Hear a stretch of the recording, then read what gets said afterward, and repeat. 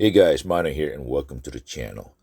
A couple of weeks ago, I turned a bone stock Yamaha WR155 into a Supermoto. Prior to that, I made a review of that same bike and I used those as marketing tools to get more would-be clients into the shop and the sport of Supermoto.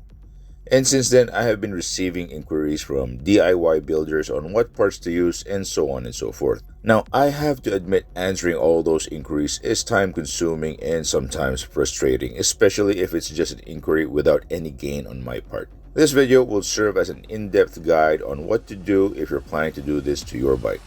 So grab a pen, a piece of paper, and take note of the things I'm about to show to you.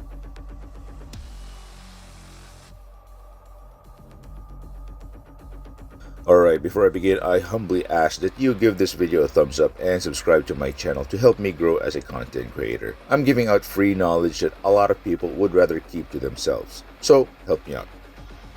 Okay, let's start with the rims. What sizes do you need to use? For the front, you will be needing a 3.5 by 17 inch rim, and for the back, it's a 4.25 by 17 inch rim. These are the universal standard size Supermoto rims because 17-inch tires are widely used for street bikes. Next would be the spokes. The Yamaha WR uses your standard number of spokes for most enduro bikes. It's 36 spokes front and back. Now measurements for the spokes are 9 gauge by 180 centimeters or 185 centimeters for the rear wheel. For the front wheel, you will be needing a 9 gauge by 175 or 180 centimeter long spokes. The actual measurements vary depending on the brand of spokes and type of nipples you'll be using, so take note of these variances. Rim offsets are very important when building a set of wheels like this. You have to take care of the clearances as not to cause any rubbing with the chain, swing arm, and the forks. To measure the offset of the rim, measure the height of the hub from the sprocket side to the tip of the rim. That distance has to be 4 centimeters. For the front wheel, there are no offsets. Simply have your rims dead center in the hub.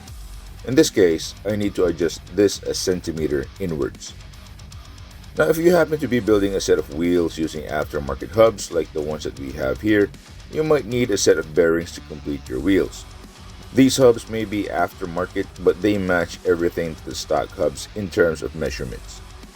For the rear hub, you will be needing a 6204 bearing for the sprocket side and a 6004 for the brake rotor side.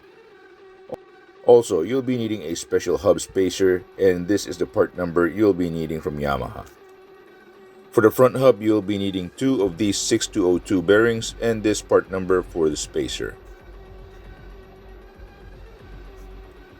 Alright, for the tires, the sizes that I would recommend are 150 by 60/17 for the rear and a 110/70/17 for the front.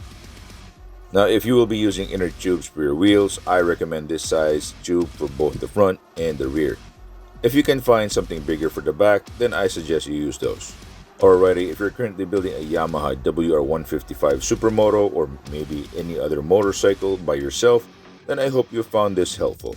But if you found this a bit tedious, and it just so happens that you're living in the Philippines and would like someone else to do this for you, DM me in any of my social media accounts. I'd be glad to help you out. That's it for this video. See you next time. Bye.